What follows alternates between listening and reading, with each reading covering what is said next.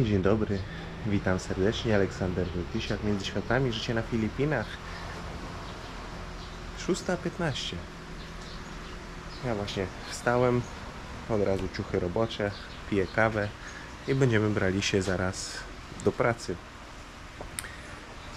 Na samym początku dziękuję za wszystkie lajki, komentarze i subskrypcje. A za kamerę z rana złapałem, żeby wam coś pokazać, bo ktoś tutaj przyszedł dzisiaj rano.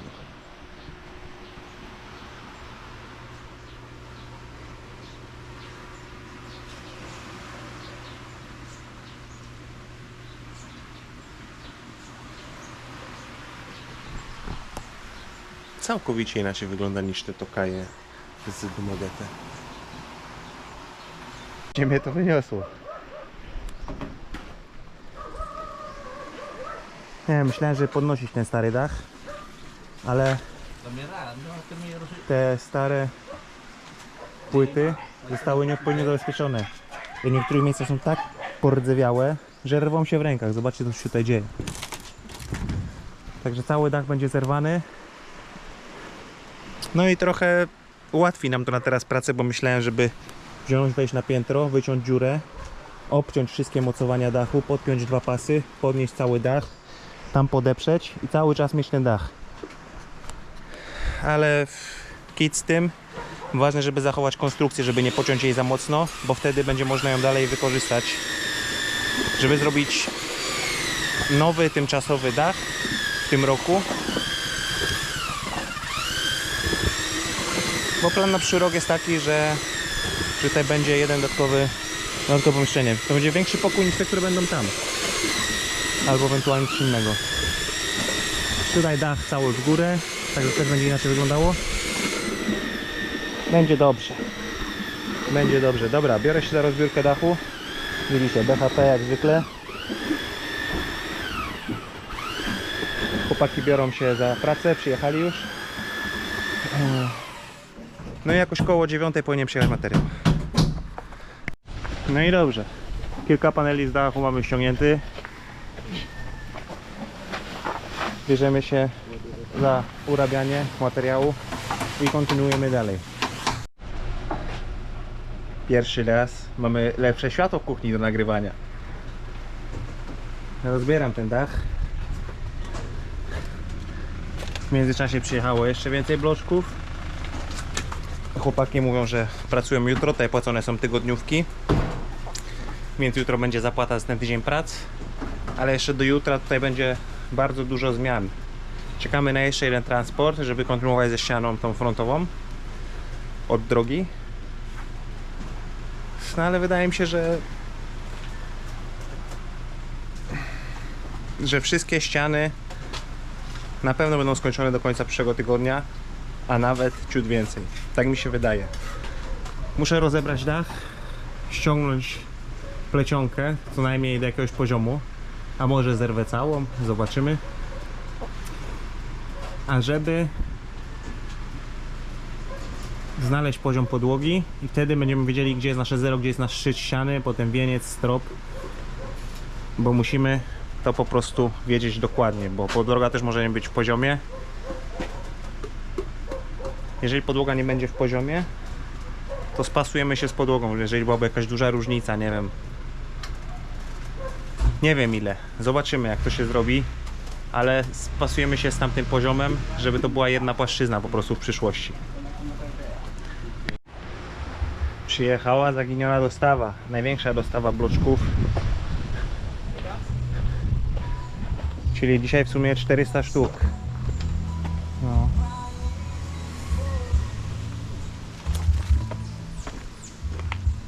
Myślę, że niewiele zabraknie, żeby wszystko skończyć, bo są do wymurowania jeszcze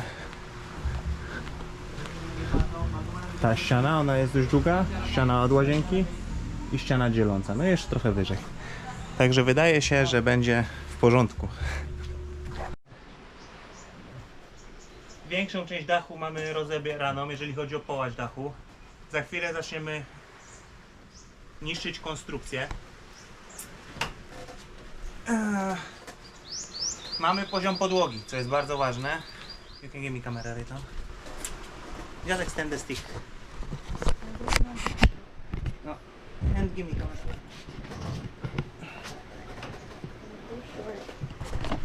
Dobra, udało się podać kamerę mojemu kamerzyście z dołu. No było to zrobione tutaj poprawnie. Jak widzicie, była nabita blacha na ścianę, a na blachę jeszcze na wysokość metra był plastik, że jeżeli by padało, to padałoby na plecionkę, szłoby po plastiku na blachę i z tego szłoby na część dachu. To i tak będzie wszystko przerabiane, ale jak już jestem na górze, trochę to porozbierałem. Tam już widać podłogę z drugiego piętra, także widać nasze zero i można to kontynuować i rozbierać dalej,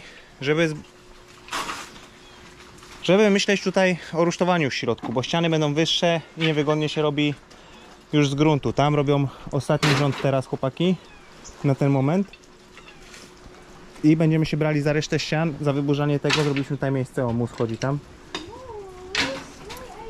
Wyburzanie tej ściany, porozpinałem całą elektrykę, która tutaj była, także możemy z głową kontynuować wszystko. W tym tempie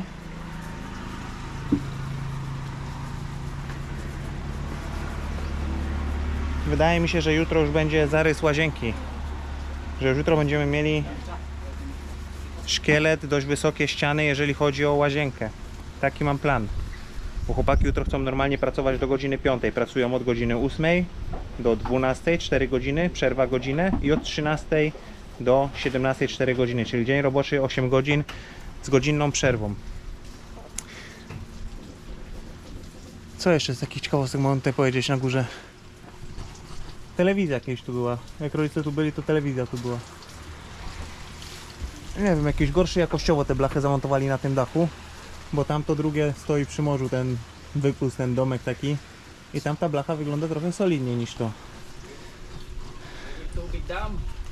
Dobra, schodzę na dół.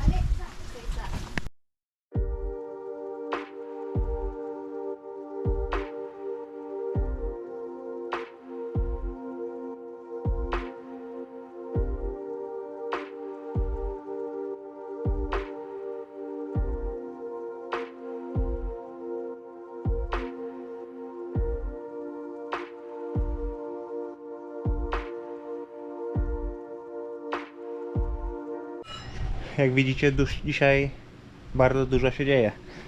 Przyjęliśmy sobie część bloczków do środka, żeby nie trzeba było ze wszystkimi latać dookoła. Potem się od wujka weźmie taczkę, będzie się wjeżdżało taczką tutaj, spoko.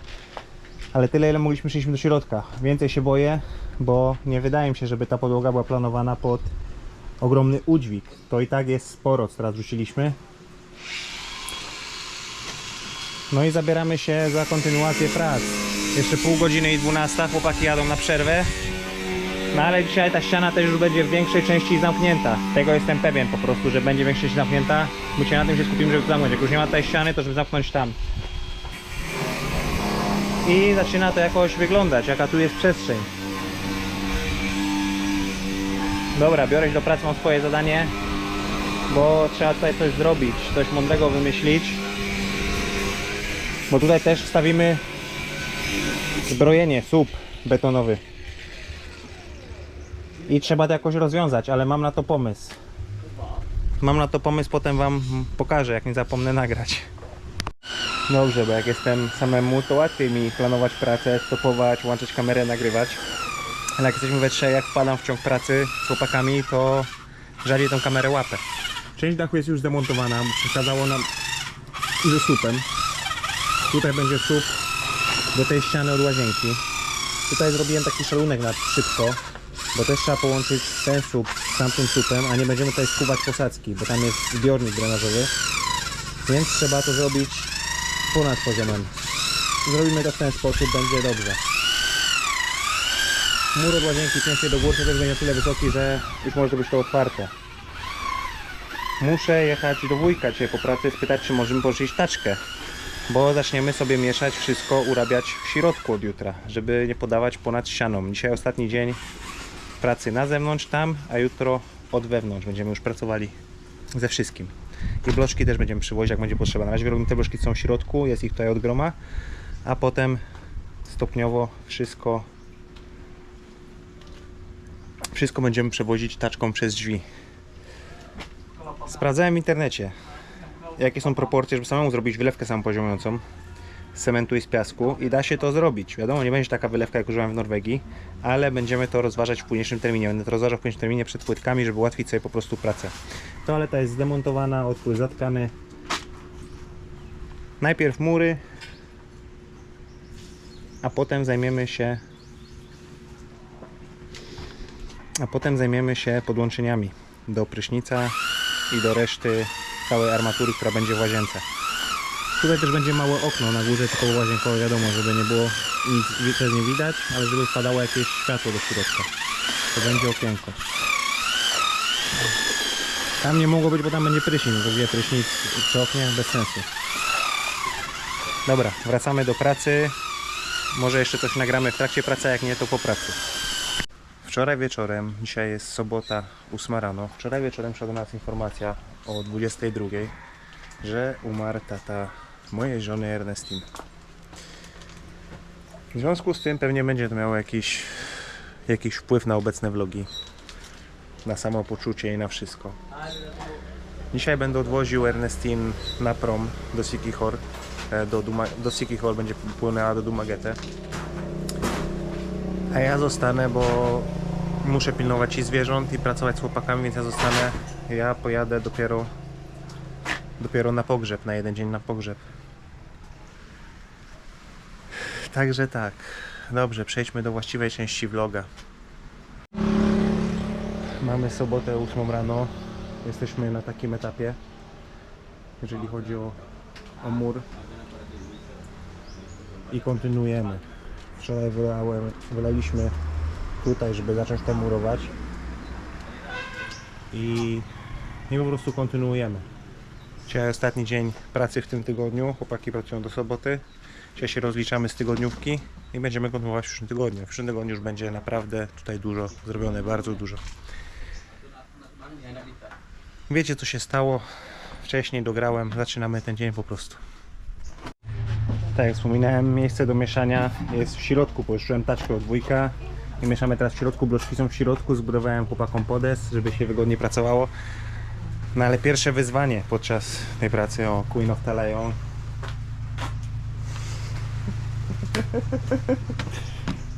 Podjazd do taczki. Pierwsze wyzwanie. Nie ma prądu.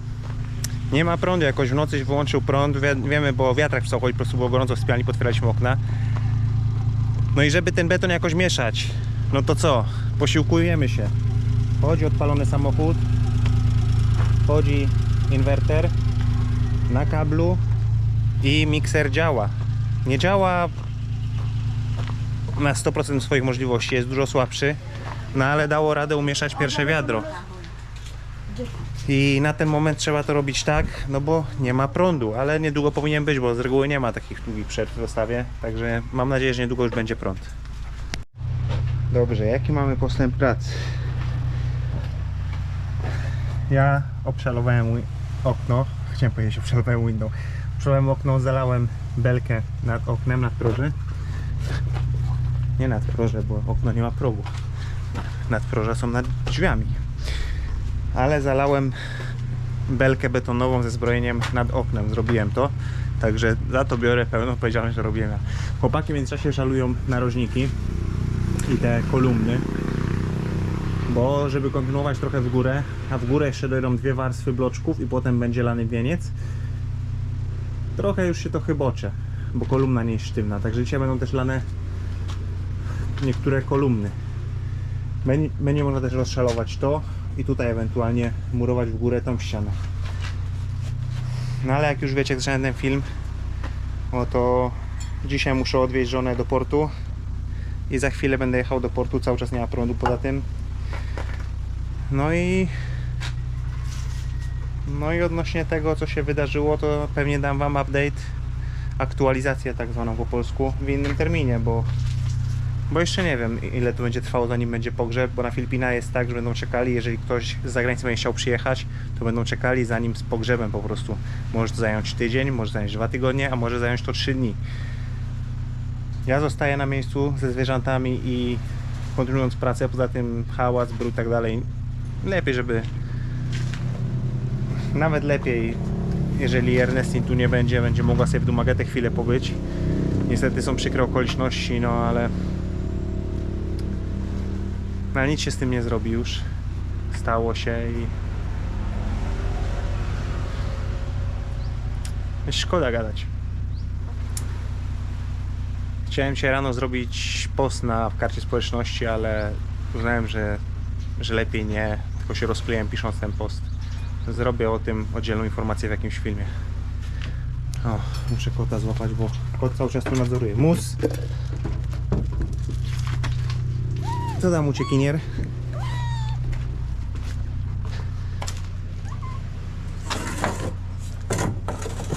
Bestia! Siedź w pokoju. Także za chwilę będę jechał z żoną do Siquijor, odwieźć ją na prom. No i będę z żoną w kontakcie, kiedy ewentualnie mam przyjechać na pogrzeb, no bo to co mogę zrobić, no to zostawić po prostu zwierzaki na jeden dzień, jedno popołudnie, wyjechać rano, wziąć szybki prom, pojechać na pogrzeb i tego samego dnia prawdopodobnie wrócić. Psy są poszczepione, psy dostałyby legalne, oficjalne pozwolenie na wywózkę. No ale kot jeszcze za mały, kot nie jest poszczepiony i będzie problem znowu z kotem, chyba że znowu szmuglowanie w dwie strony. Ale wtedy będę samemu, więc mogłoby być trochę inaczej. No zobaczymy jak to będzie. Nie pamiętam, czy skończyłem. Okno obszalowane, zalane, kolumna gotowa, obszalowana, zalana będzie po przerwie. Chłopaki robią kolejny szalunek do kolumny, a my jedziemy do Siquijor odwieźć żonę na prom. I już jesteśmy w Siquijor. Ernest nim poszła kupić bilet. Przemian jak zwykle ogromny, właśnie przypłynął prom, masa turystów.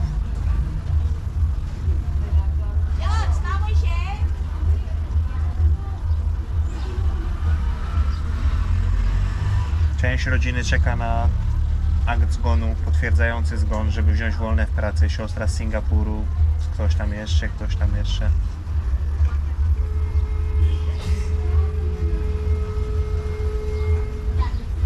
Tata czuł, że umiera, bo ostatniego dnia na własne życzenie kazał się wypisać ze szpitala. Przewieźli go ambulansem do domu i umarł w domu.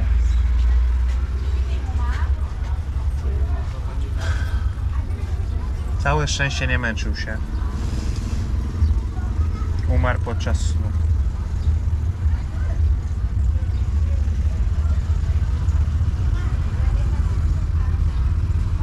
Jeżeli kogoś to interesuje, no to... Jak to się nazywa? Kwaterę na cmentarzu? Kwatery chyba, tak?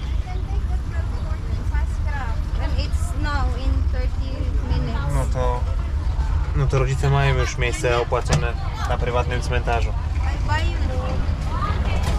It's not working anyway, it's fine, I will just drive. Dobra, żona kupiła sobie bilet, za pół godziny będzie płynąć. Witamy z powrotem na placu budowy. Zalewany jest słup. Rozszalowałem to, co zrobiłem wczoraj ja, żeby wypłąć te belki. Na tym można już sobie murować w górę. I myślę, że dzisiaj też to będzie robione, że wylanie tego zajmie mi dosłownie chwilę i będziemy się brali po prostu za ten kawałek ściany. Okno, które nadlałem betonem, też musi sobie dzisiaj przesunąć, także tam dzisiaj też nie będziemy raczej nic murować na tej ścianie. Także słup, murowanie tej ściany, ewentualnie jak będzie czas, to kolejne szalunki na kolejną kolumnę. Ale łatwiej się to szaluje, jak już jest trochę ściany wmurowane, jak się jest do czego po prostu łapać i ustawiać ścianę razem ze słupem.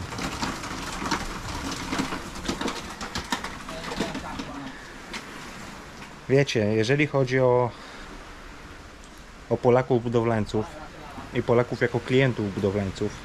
Jest to odwieczna wojna na TikToku. Na YouTubie w shortsach nie widziałem, ale na TikToku jest to ogromna wojna. Chłopaki, co pracują w Niemczech, pokazują swoje prace. Polacy z Polski piszą, że fuszera i tak dalej. Jakie jest moje stanowisko i opinia w tej sprawie? Jak byłem w Norwegii i pracowałem tam przez 10 lat na budowie, no to też okiem Polaka, sprawdzając niektóre rzeczy, wydawało mi się, że fuszera leci solidna. Nie wiem, z czego to wynika. Mogę się tylko domyślać, że chodzi o to. Pamiętam, jak zaczynałem pracować w oknach, jak miałem te 18, 19, może 20 lat. To takie okna plastikowe z pakietem szybowym, to wtedy były dość duże wydatki. Nie pamiętam dokładnie, ile to było na fakturach, braliśmy pieniądze za mieszkanie, na przykład takie w bloku typowe, gdzie tam były kuchnia plus 2 pokoje i drzwi balkonowe. No ale gęsto kończyło się o tym, że ludzie brali te okna na raty w kredycie. I jak bierzesz coś w kredycie, nie płacisz za to gotówką, no to wtedy patrzysz na każdą rysę, żeby gdzieś tu uszknąć. I tak było. Polscy klienci byli najbardziej problematycznymi klientami, jakich w życiu spotkałem. Czy mieli do tego prawo i rację? Poniekąd też. Tak, też taki jestem, że jak za coś płacę, to wymagam, żeby było zrobione dobrze i na 100%. Niemniej jednak w każdym kraju są jakieś przepisy budowlane, jakieś normy, jakieś odstępstwa od norm, które są akceptowalne. I na przykład w Norwegii dość mocno to zgłębiałem, budując te domy. Rozmawialiśmy z szefem, mieliśmy szkolenia raz na miesiąc. Takie na różne tematy, które nas nurtują po prostu. Bo my zawsze robiliśmy wszystko w oku, wszystko dobrze, wszystko z laserem, wszystkie domy.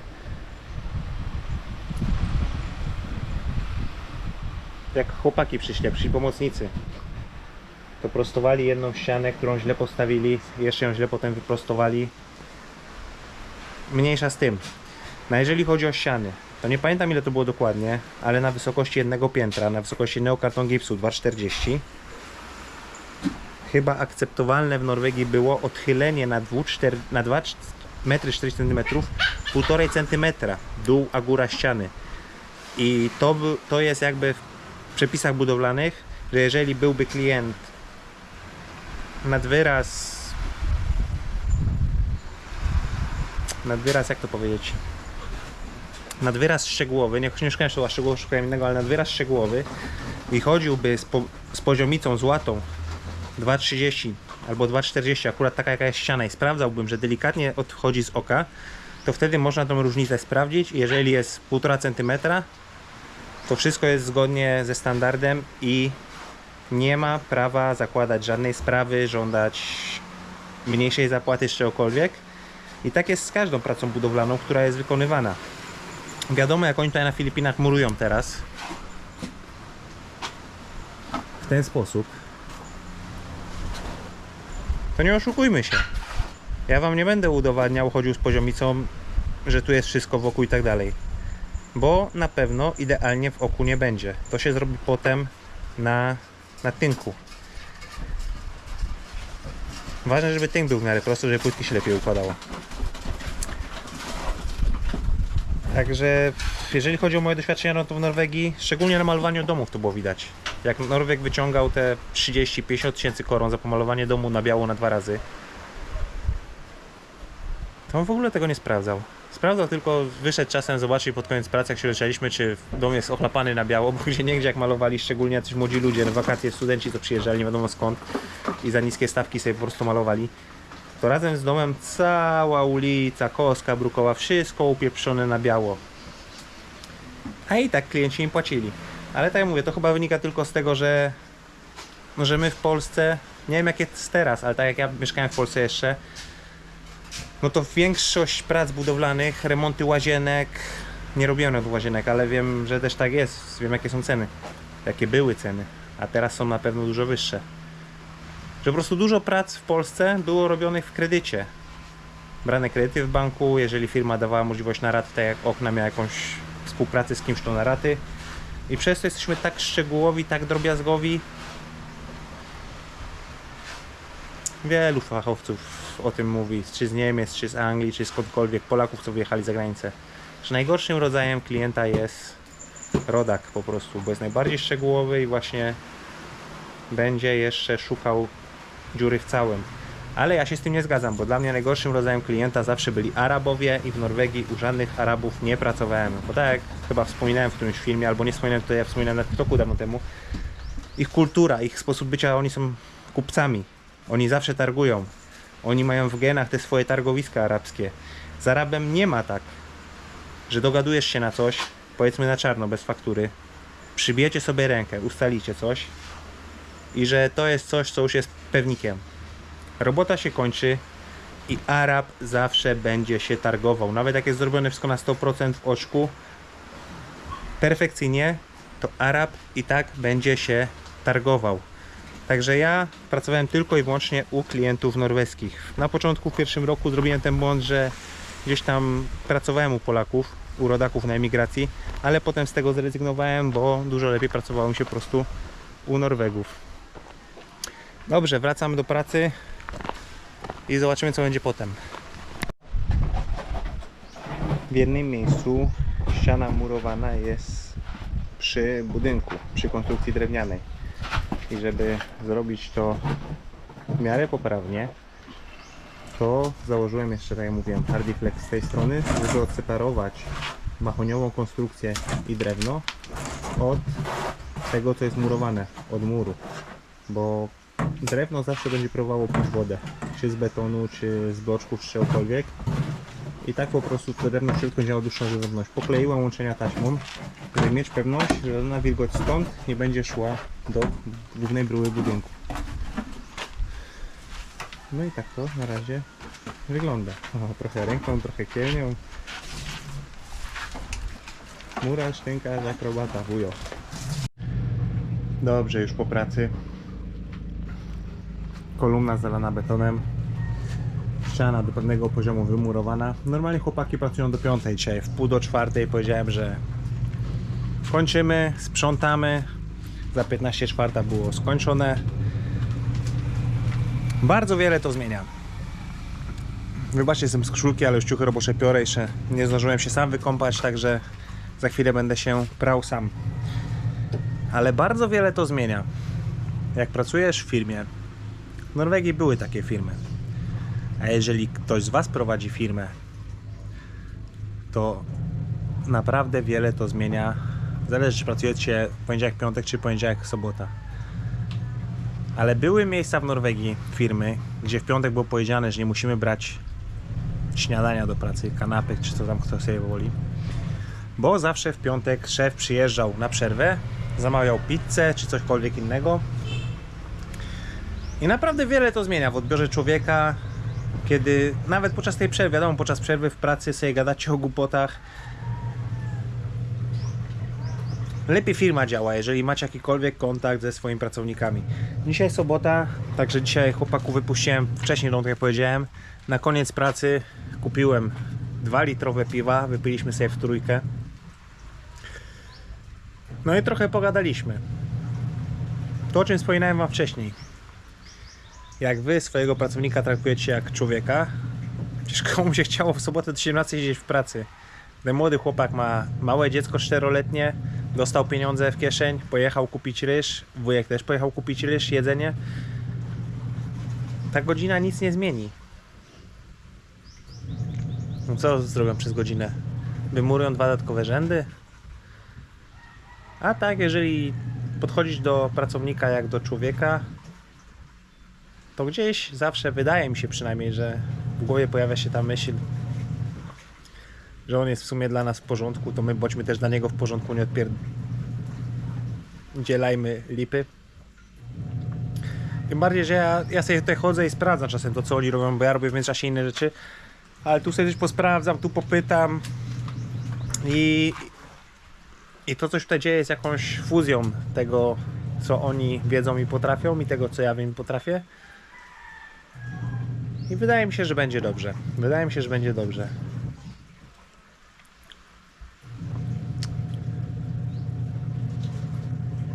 Jak zdech Elvis, zmiana tematu całkowita. Jak zdech Elvis, to wychodzę z założenia, że każdy nasz zwierzak w życiu pełni jakąś funkcję, że ma nas czegoś nauczyć. Tak jak mówi się, że kupuje się dzieciom zwierzęta, żeby nauczyć odpowiedzialności, no to każdy zwierzak w swoim życiu ma jakąś większą misję. Człowiekowi, któremu brakuje cierpliwości, będzie miał zwierzaka, który stwarza na przykład problemy jako szczeniak, a może całe życie będzie stwarzać problemy, żeby tej cierpliwości po prostu uzyskać i machnąć sobie ręką, bo i tak będzie jak będzie. I myślałem o tym w głowie, ale nie mówiłem tego głośno. Dzisiaj powiedziałem moimi przemyśleniami z żoną, że jak zdechł Elvis, to miałem takie przemyślenie, że może właśnie tą jego, może nie tyle misją, ale przeznaczeniem było to,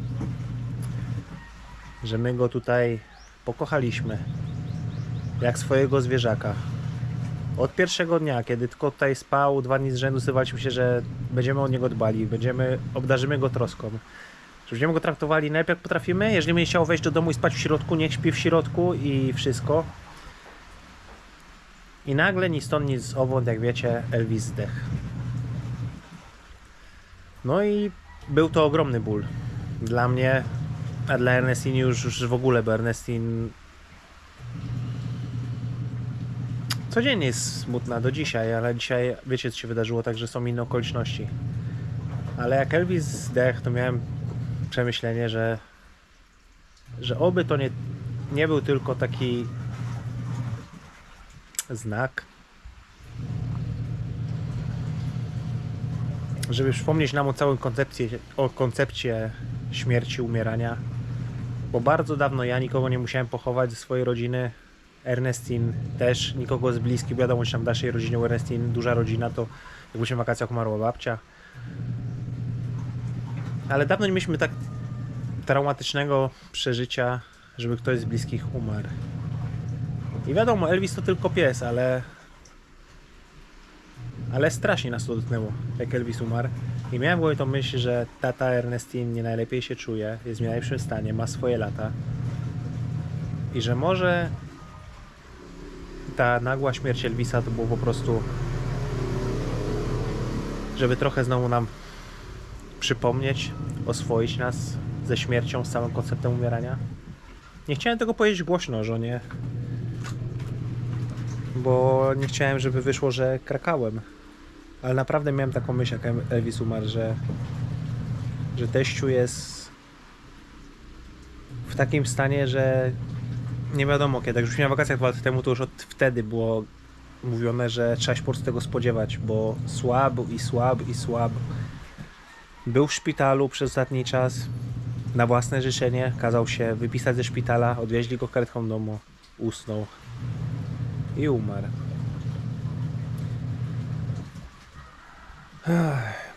Chciałbym być teraz z żoną, z Ernestine w Dumaguete. No ale życie płata figle. Mamy zwierzaki. Jeżeli chodzi o psy, to psy są w pełni zaszczepione. Nie było problemu z pozwoleniem na przewóz, nawet na legalu, bez szmuglowania. Ale kot teraz musiałbym szmuglować kota. I musiałbym wstrzymać wszystkie prace, gdzie połowa budynku jest de facto... Nie połowa, budynek jest otwarty. No tu jest otwór okienny, który spokojnie można sobie przeskoszyć. Tu nie ma jeszcze ściany, jest to wszystko otwarte, można sobie wejść jak do siebie. Także na ten moment albo, jeżeli miałbym tam jechać na teraz, to albo trzeba było znaleźć kogoś, kto zaopiekuje się zwierzakami i pomieszka tutaj przez chwilę z rodziną jakiegoś kuzyna. Albo jeszcze nie wiem co.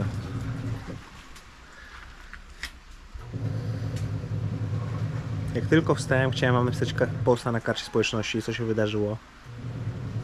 Ale nie byłem w stanie.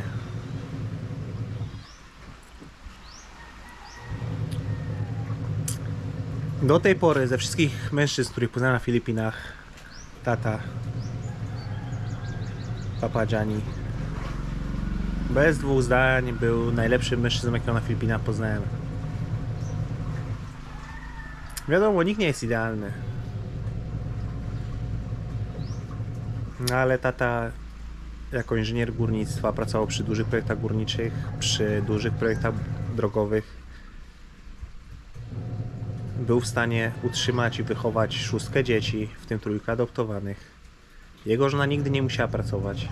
Każde z dzieci w okresie dorastania miało niańkę. Całe życie pomoc domowa, że przychodzą rano, pozmywają talerze, pozmywają podłogi i porobią takie drobne rzeczy, stawią pranie. I tata inwestował na tyle, na ile mógł w edukację po prostu swoich dzieci. Dzięki temu Ernestine poszła do szkoły, do jakiej poszła. Dzięki temu siostra adoptowana jest w Singapurze. Nie wszyscy z rodzeństwa wykorzystali swoją szansę od taty. Ale to wiadomo, że nie da się tak, żeby było 100% skuteczności nigdy. Ale cieszę się, że miałem okazję na wakacjach 2 lata temu, jak jeszcze tata był w miarę w dobrym stanie. Miał problem z poruszaniem się, ale jeszcze w głowie był po angielsku sharp in the head, but jak ostry, no błyskotliwy. Tata był błyskotliwy jeszcze 2 lata temu. Mieliśmy taki jeden wieczór, kiedy usiedliśmy sobie we dwójkę. Tata postawił brandy 07, wypiliśmy to brandy we dwóch, rozmawialiśmy o życiu. Tata palił papierosy nie całe życie, pod koniec życia już nie palił, ale palił papierosy. I jak się napił, to bardzo chciał mu się palić, ale mu nie pozwalali. I po domu ledwo co chodził, ale jak się napił tego brandy, to wstał i wyszedł przez furtkę. Przecież zastanawiam, gdzie on idzie, ja mówię, że pójdę za nim. A on powiedział, że on chce zapalić, on jest dorosły, on ma 80 lat. I jak będzie chciał, to pójdzie i zapali. No to wszedł do sklepu, kupił sobie papierosy i zapalił.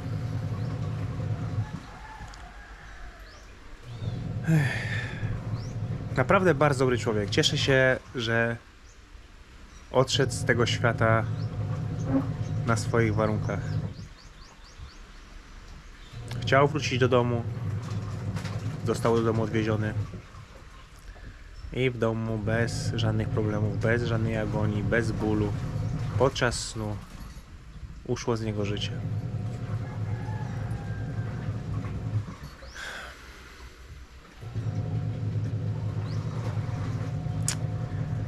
Co ja mogę teraz zrobić? Na ten moment jedyne, co mogę zrobić tutaj na miejscu, ten dom został wybudowany przez niego. To wszystko dookoła to jest jego dziedzictwo, to jest jego praca, tu jest jego pot. Możliwe, że krople krwi gdzieś w tym drewnie, jak trafił się młotkiem w palec albo gwoździem. Duża cząstka taty tutaj jest na pewno.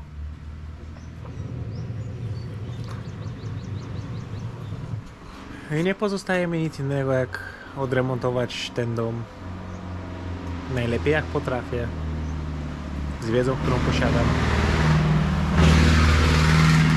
z wykorzystaniem wiedzy innych, jeżeli ja czegoś nie wiem, żeby patrzył sobie tam gdzieś z góry, o nie ma sufitu, żeby tam sobie z góry gdzieś patrzył z dumą po prostu na to wszystko, że jego dzieło jest jakby kultywowane dalej i służy ludziom.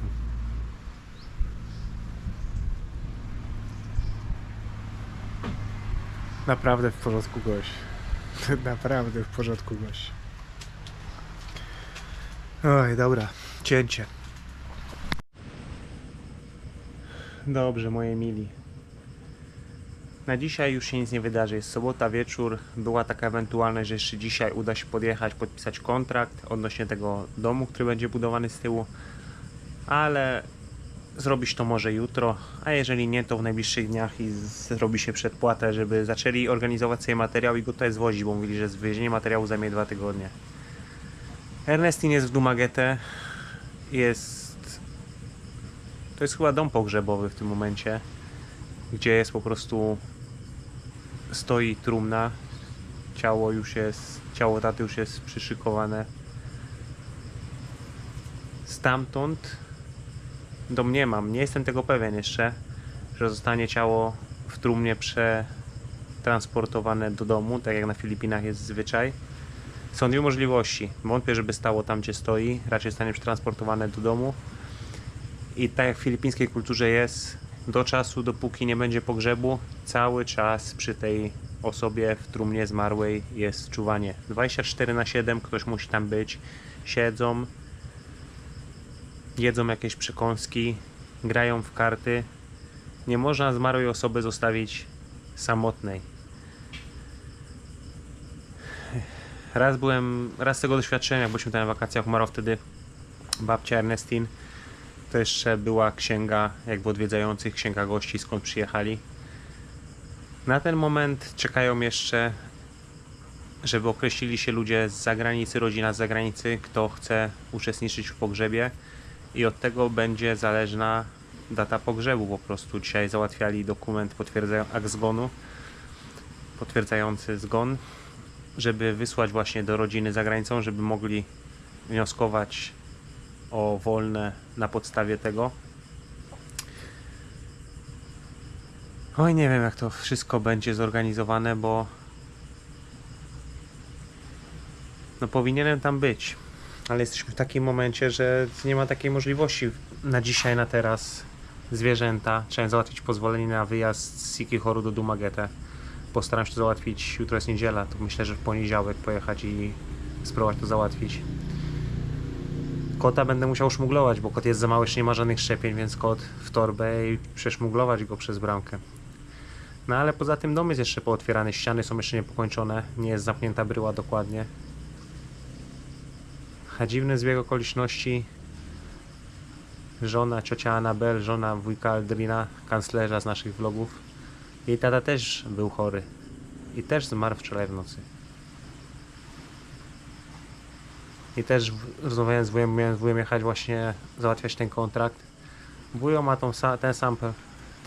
tej samej natury problem, tą samą rozterkę, bo oni mają akurat zwierzęta, mają 2 prosiaki, kozy, krowę, a też powinien jechać z żoną do Sebu, skąd ona pochodzi, na pogrzeb swojego teścia, jej taty.